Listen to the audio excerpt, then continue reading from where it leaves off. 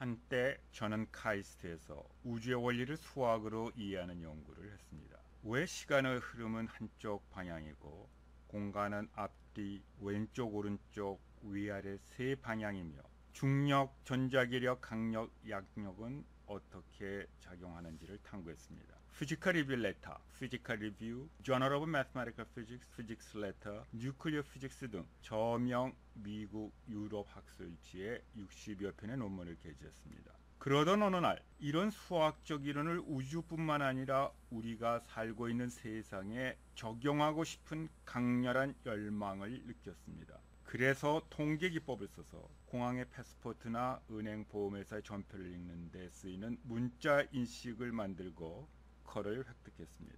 또한 음성인식을 개발하여 영어교육 프로그램을 만들고 그의 우수상품으로 선정되어서 장영실상을 수상했습니다. 그 이후 저는 이 분야에 지대한 관심을 가지고 Functional MRI, NIRS 등을 통해서 인간의 두뇌가 어떻게 패턴을 인식하는지를 연구했습니다.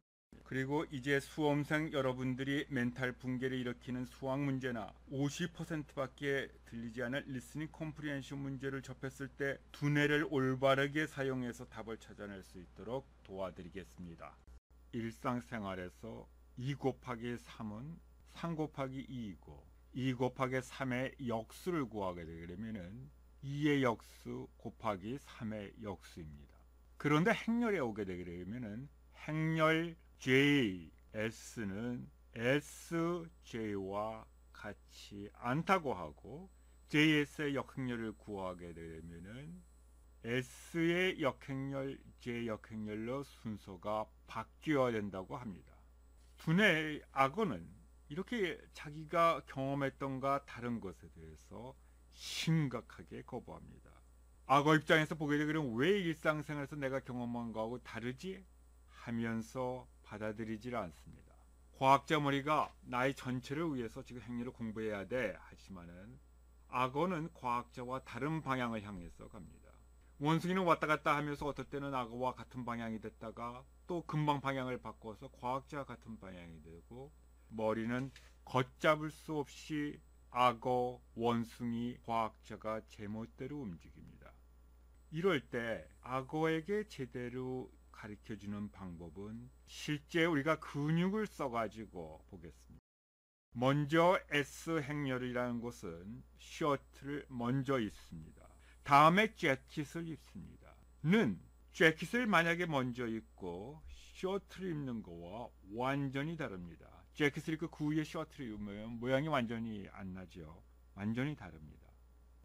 이러한 경험을 실제로 자기가 근육을 써서 보면서 근육을 쓰고 눈으로 보면서 하면은 악어가 비로소 이해를 하게 되고 악어와 과학자와 원숭이가 한 방향을 향합니다.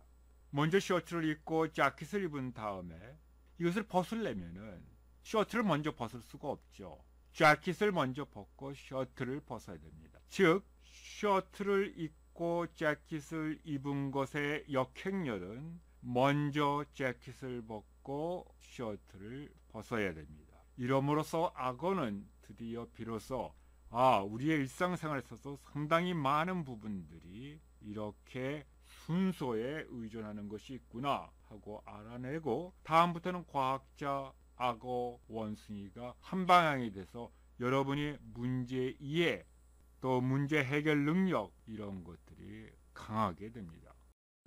문제 푸는 속도가 늦은 것을 어떻게 하면 빨라지게 될까? 두뇌에서 보게 되게 되면 신경세포 간의 연결 통로의 표피를 굵게 하면 된다. 닌자 어센신에서 그 비의 동작이 보통 사람보다 훨씬 빠른 것도 신중한 반복을 반복해서이다.